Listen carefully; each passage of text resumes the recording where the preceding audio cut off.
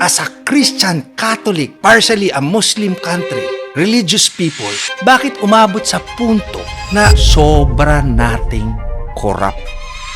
May tinatago, Father? Pastor? The Philippines ramping up financial inclusion efforts for the Muslim community with the launch of the first Islamic Assurance. There are questions both inside INC and out about how the church uses its members' money.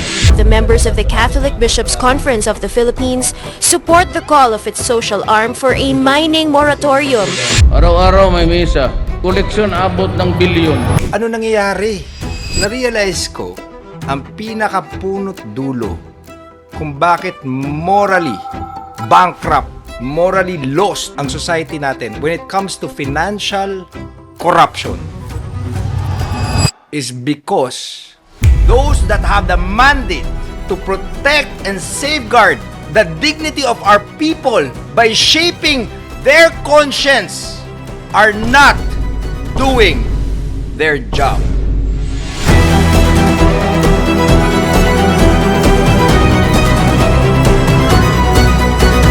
This problem of corruption is not only reserved for the government. It's an all of society disease. Lahat may corruption. Pero hindi lang po sila ang corrupt. Sino-sino? Unang-una, mga businesses. Walang corruption? Talaga? Lahat 100% binabayaran yung 100% due nila na taxes? Media. May abutan, mga NGOs, nako, mga schools, family. So ang tanong, kung all of society ang problem ng corruption, bakit tayo nagkaganito? One of the original Peanut Gallery anchors. Like our biggest star CJ Hero, Jordan Sebastian was personally hand-selected by PGMN's owner for his obvious and indisputable political talent and vastly unique perspective in life. A multi-awarded international filmmaker, a highly regarded creative disruptor for a global advertising firm, an improv theater and spoken word artist who wrote the Dreamers Manifesto. But Jordan Sebastian is also shaped by lived pain. He is a Category 5 storm survivor. He lived through Super Typhoon Yolanda in Tacloban, where more than 6,000 Filipinos lost their lives. Years later, Typhoon Odette tore through Visayas again. Homes flattened, families displaced. What he did next never made headlines. He stayed. He helped rebuild, quietly, without cameras, without credit. That experience made him a storm survival specialist, a philanthropist, and gave him a lifelong heart for Filipinos, especially when systems fail and people are left behind. Witty, piercing, colorful, funny when needed, patriot when it counts. This is Jordan Sebastian, and today he is proudly PGMN.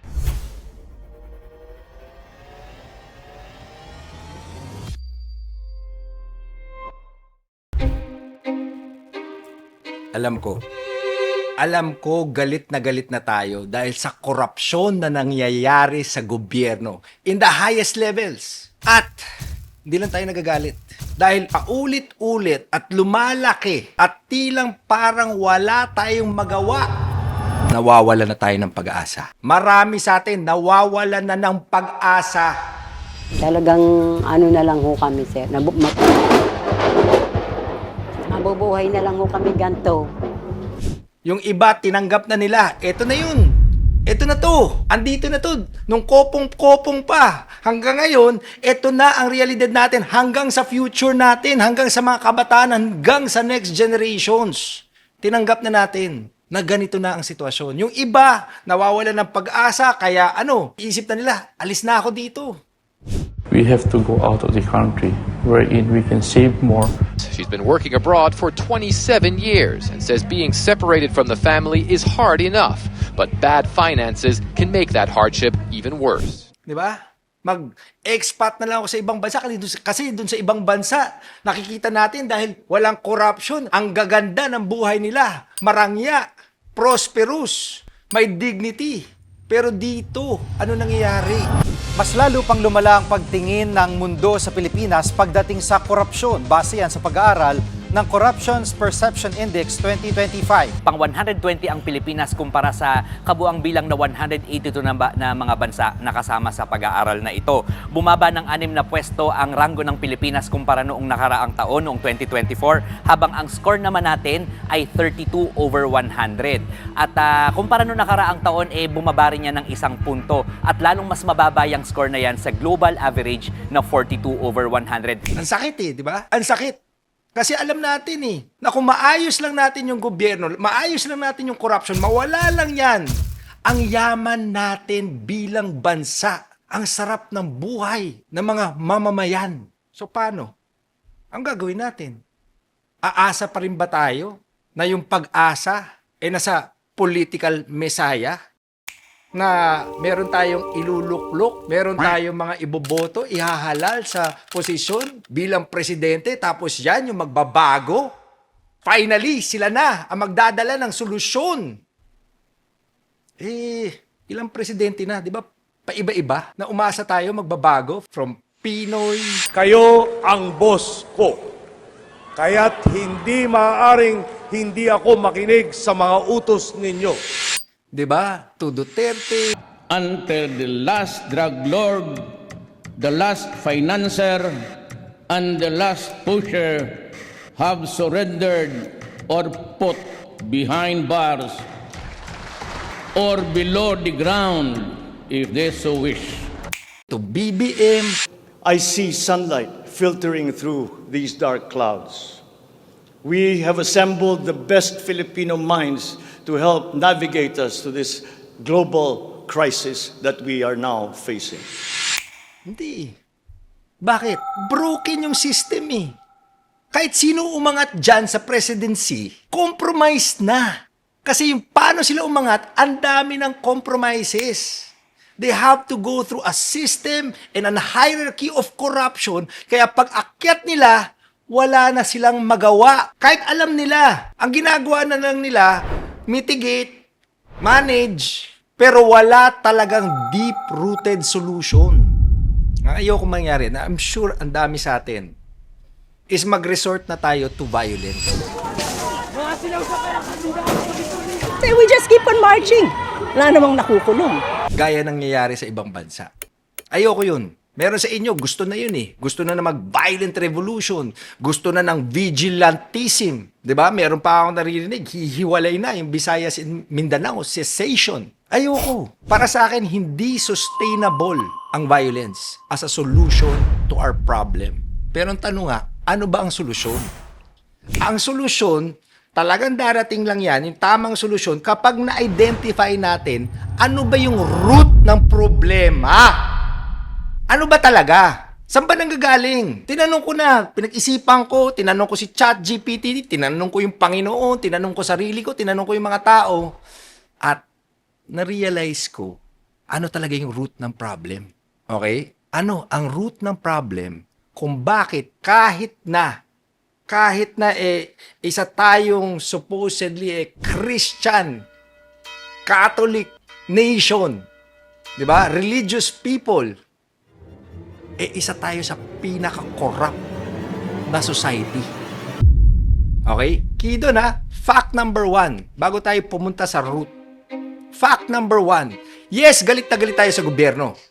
Pero sa totoo lang, gobyerno lang ba ang corrupt?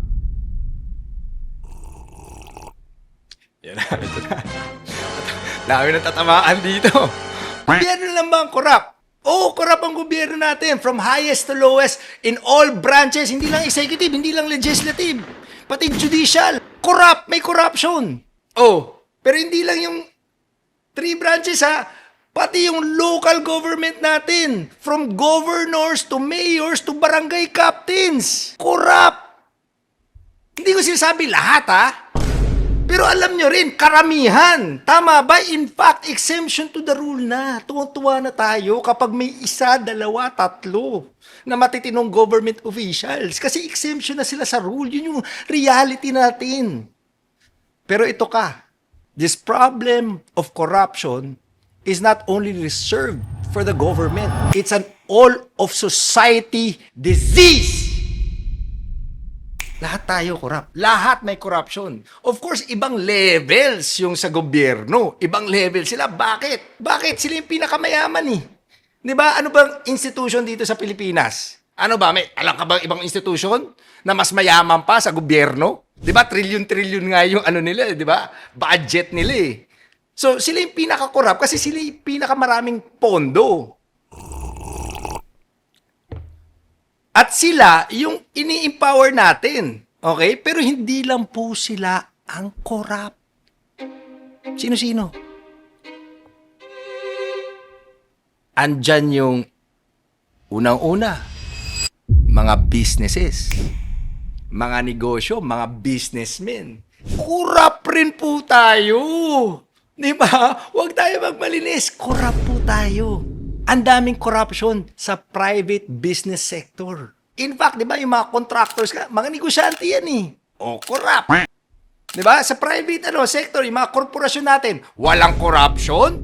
Talaga? Lahat, 100% binabayaran, yung 100% due nila na taxes? Eh, di ba, iba nga dyan, nagkakalagayan para bumaba yung tax nila or para hindi na masilip at hindi na sila ma-account? Di ba? Nangyayari yun? Di ba yung mga lagayan para lumusot dito, lumusot doon? Di ba nangyayari yun? Di ba? Media. Hindi corrupt? Kaya nga tawag sa legacy media, di ba? Bayarang media. Bayarang media. Envelopmental journalism. May abutan. Illegal ba yun? Well, clearly unethical yun. Pero alam na natin, tinanggap na natin. 'Di ba? Kaya nga sumabog tong 'di ba, DPWH corruption di ba? Anyari, naalala nyo? Sino ba nag-expose diyan talaga na sikat? 'Di ba si Vico Soto? In a Facebook post last Thursday, Pasig City Mayor Vico Soto criticized journalists for interviewing his former rival in the 2025 elections mayoralty race, Sara Diskaya, and her husband, Pacifico Curly Diskaya II. Vico Soto sinabi na nakatanggap daw ng X amount allegedly. Allegedly, yung mga sikat na mga journalists, di ba? Na alam na nila na kurakot. Pero dininay naman, di ba? Niwala ba kayo doon? No? Ako alleged lang. Tsaka si Vico nagsabi noon. Pero di ba dahil ito bumulaga na. A reckoning coming. There's a reckoning coming, definitely. Ang PGMN, walang bayaran. Walang bayaran dito. Freedom of speech. Kahit sino kayo titirahin namin. Wala kaming pakialam. So, okay. So, sino ba? Media. Sila lang ba yung corrupt? Mga NGOs, mga foundation, talaga hindi corrupt? Di ba ginagamit nga yung foundation para hindi magbayad ng tamang buwis yung mga corporations, tapos within the NGOs and the foundations may mga corruption na nangyayari, di ba? Tinatago, nagre-report ng ganito pero hindi naman talaga nagagawa. Nako, don't me, mga foundation na saka NGO, don't me. Di ba? Eskwelahan, mga schools.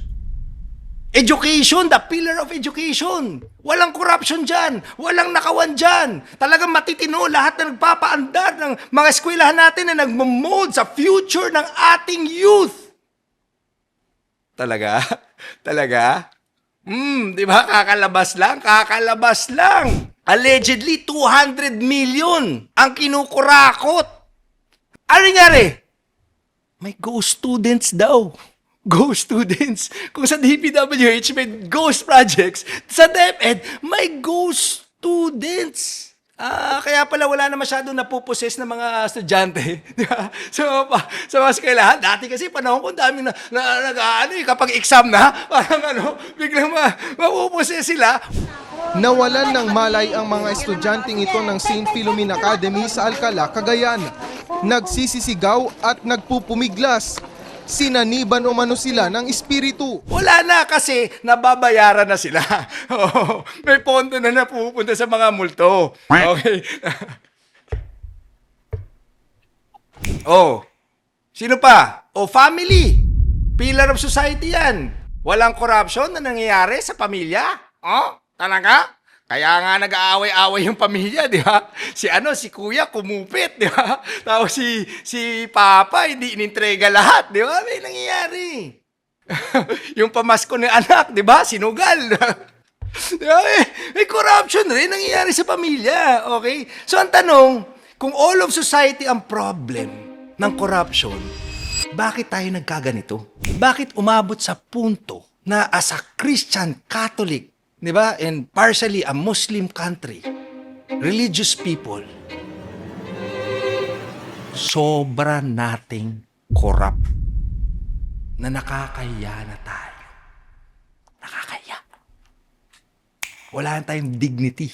Maharap sa ibang bansa na hindi man Kristiyano, hindi man religious. Nakakaya. Pero ano ba talaga ang source ng problem? Eto na. Disclaimer lang ha. Hindi ako nakikipag-away. Okay? That said, ang gusto ko pagbabago. Upon that analysis, ginamit na natin yung wisdom, consultation, chika-chika sa ibang mga intellectuals, AI, di ba? Dasal tayo. And na-realize ko, ang pinakapunot dulo kung bakit morally bankrupt, morally lost ang society natin when it comes to financial corruption is because those that have the mandate to protect and safeguard the dignity of our people by shaping their conscience are not doing their job.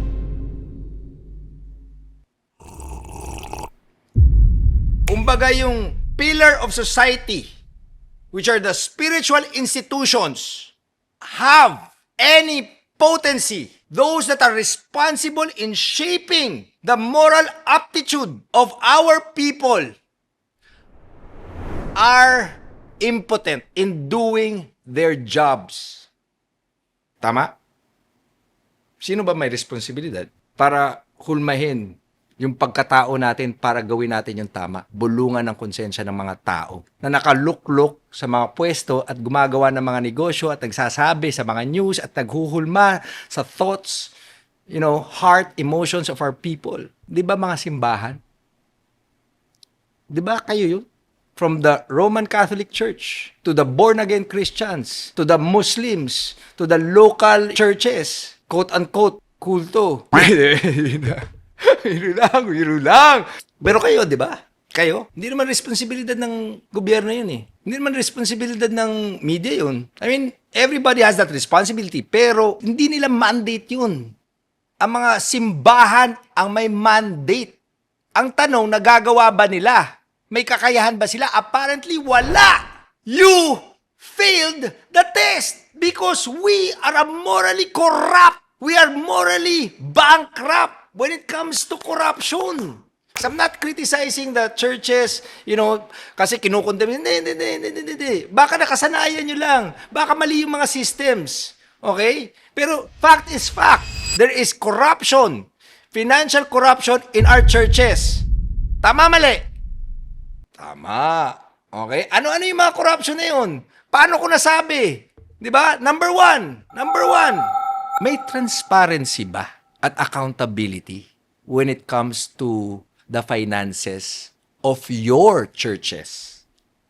From the Roman Catholic, born again, to the Muslim, to the other religions. Meron ba? As in, nire-report nila? Alam nyo kung saan nagfo-flow yung pera? Or hindi nyo alam? Ngayon, tanong ko, bakit hindi natin alam? Bakit tinatago? Kung walang house-show, di ba? Kung tama naman kung saan pumupunta ang pera, ba't kailangan itago? Ano sila? Kumbaga, perfect sila? Hindi sila wala, above reproach sila? Hindi sila pwede magkamali? Hindi sila pwedeng questionin? Bakit? Hindi naman sila yung Diyos eh. Stewards lang sila ng Diyos. Di ba? Lalo nga na dapat magkaroon ng transparency and accountability. How can they extract transparency and accountability to government, businesses, and other pillars of society if they themselves don't have it? O sa yung number one. Number two, saan napupunta yung pera? Saan napupunta yung pera? Ito, facts lang to, facts. May mga investments. sa banking. The Philippines ramping up financial inclusion efforts for the Muslim community with the launch of the first Islamic insurance in the country. Sa mining. The members of the Catholic Bishops' Conference of the Philippines support the call of its social arm for a mining moratorium. Diba na kino-question nga bakit kayo nag-invest sa mining? Pera yun na dapat napupunta in shaping, spiritual hearts and minds and, helping the poor. Pero may investment, okay lang sana kumita kayo. Okay? Reported nyo. Tapos kapag may hirap, natutulungan nyo. Kapag may mga sakuna, there's calamities happening, you're there, spending those monies. Bakit kapag may charity, initiative, bakit may donation drive pa? Diba? Bakit kapag may sakuna, may pa-donation drive si father, si pastor, diba? Si imam, diba? Bakit? Saan pupunta yung pera? Diba? So, meron. Tsaka, ito, isolated na. Tsaka hindi ko nilalahat again, maraming matitinong pare, maraming matitinong pastor, maraming matitinong imam. Pero alam naman natin, marami rin yung biglang nagkakaroon na ng Rolex, di ba? Hindi lang naman yung mga congressman may Rolex tsaka mga negosyante, di ba? May mga properties, may mga abroad, di ba? May mga abroad si father, di ba? So, ang tanong, alam na natin, and I can go on and on. Pero again, this is not about just showing what's wrong. Pero we're here to provide solutions. Because if we do not address this, the problem of financial pa lang corruption in our spiritual institutions, how can we expect it to overflow to the rest of society? So that we can really see the end of this disgusting corruption. What do we do? As ordinary people. Okay? I'm not advocating na umalis na kayo sa mga simbahan nyo. No. Kaya Father, peace tayo. Pastor, peace tayo. No. I'm saying maybe you guys are also caught up in the systems na mali na that we have to update or attitudes. So what can the normal citizens or constituents do? Number one, write your father. Write to your father, write to the pastors, write to the leadership, organize yourself, write and sign and ask them, Father, Pastor, can we have accounting, a system of accounting? The one that we're asking the government to do, where everything is transparent, where everything is, accountable, accounted for, can we do it also in our churches? Because how can we ask the government to be upright in their financial dealings if the spiritual institutions themselves are not? Shout out! Cadena Foundation, di ba? Blockchain, Anquisha, di ba? Andyan, the technology is available and I'm sure this technologies all around, these people who have the solutions for websites, for reporting, that they will be there to So ang tanong, kung ayaw nila, what can we do? Ito pa, another thing. Diba, alam naman natin na may mga donors na malalaki yung mga simbahan. Okay? And I'm sure a lot of these businessmen who are, inspired, instructed by the Lord to their priests and pastors, give big donations. Ano man lang, we ask our Father. Diba, Father? Pastor, pwede ba meron tayong accounting dito para mag-lead tayo by example sa gobyerno at sa mga businessman. Di ba? Pwede yun Di ba? Ngayon kung tumanggi, tanong natin, ba't ayaw nyo? Ba't ayaw nyo? May tinatago, Father? Pastor? May tinatago? Huwag ganun. Let's make it clear. Hindi ko iniisa lang yung Roman Catholic Church. Pero sila yung pinakamatagal at pinaka-powerful. Pero this principle applies not only to the Roman Catholic Church, but born-again institutions, Iglesia ni Cristo, Kibuloys of the world, lahat. It applies. I'm presenting a principle. So kung nagdo-donate kayo and you are, you want change to happen in our society, let's ask the people that we're giving money to be upright and account for what we give them. Tama lang yun Diba? So that when they do that, when our spiritual institutions, our spiritual leaders do that, are financially accountable, transparent, then they will have the moral ascendancy, then they will have the potency to really speak to the hearts of their constituents who occupy the positions of power and money. But up until that doesn't happen, paulit-ulit lang. At palaki lang ng palaki yung nananakaw sa atin, at palaki lang ng palaki yung problema.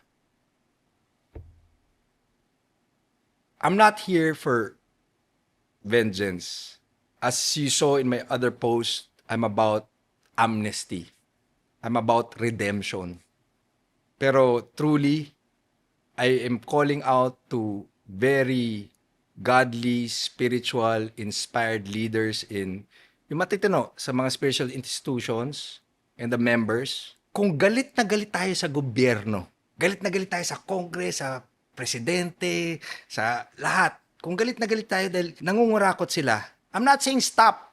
What I'm saying is, let's also channel some of that rage and be very smart and sharp to where it should hit properly so that truly we can have the hope that we all want, that finally there will come a point of decency, no, not only decency, but dignity, being Filipinos.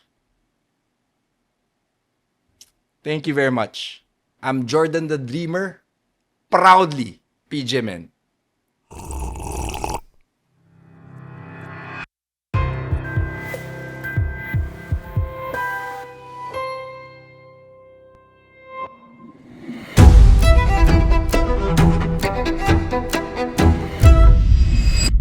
Did she commit suicide or was it an accident? Was Cabral silenced before she could even testify? Or did they fake her death to avoid the consequences of testifying in a massive corruption scandal that only Cabral can attest to? Para raw sa yumaong DPWH Undersecretary Catalina Cabral, ang mga hawak niyang dokumento na tinatawag ngayong Cabral Files, hindi ebidensya ng katiwalian, kundi ebidensya na wala siyang kinalaman sa anomalya sa flood control projects. Ilabas niya, subukan niya ilabas niya.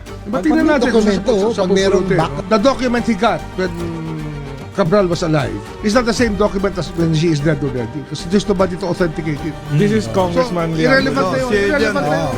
If her death was orchestrated to stop her from exposing the truth, it would have protected those who stood to lose the most if the investigation proceeded. The missing documents raised the suspicion that what Cabral knew and was about to share is far more dangerous to those in power than anyone is willing to admit.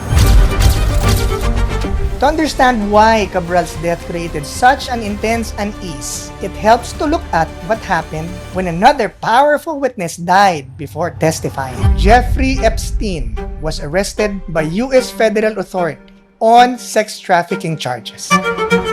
His testimony could have destroyed careers and exposed an entire network of power. Because of that, he was placed in a high-security federal jail under suicide watch, meaning he was supposed to be constantly monitored by guards and cameras. Yet, just days later, Epstein was found dead. The government ruled it a suicide. Epstein's death became a global example of what happens when a witness with damaging information disappears before speaking. That history does not prove anything about Cabral's case, but it explains why people react with suspicion when a witness dies under mysterious circumstances.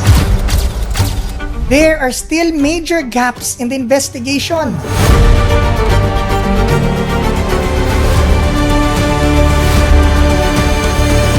Trying to make sense of what happened to Cabral, I've encountered three competing theories.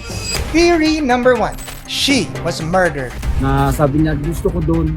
Siyempre ako naman po, driver lang ako sumunod sa kanya para pag-drive siya papunta rito. Why did he take a selfie of her at the cliff's edge? Why would he document such a moment? Why would Hernandez take such a photo? And who did he send it to? Theory number 2, the fall, accident or suicide?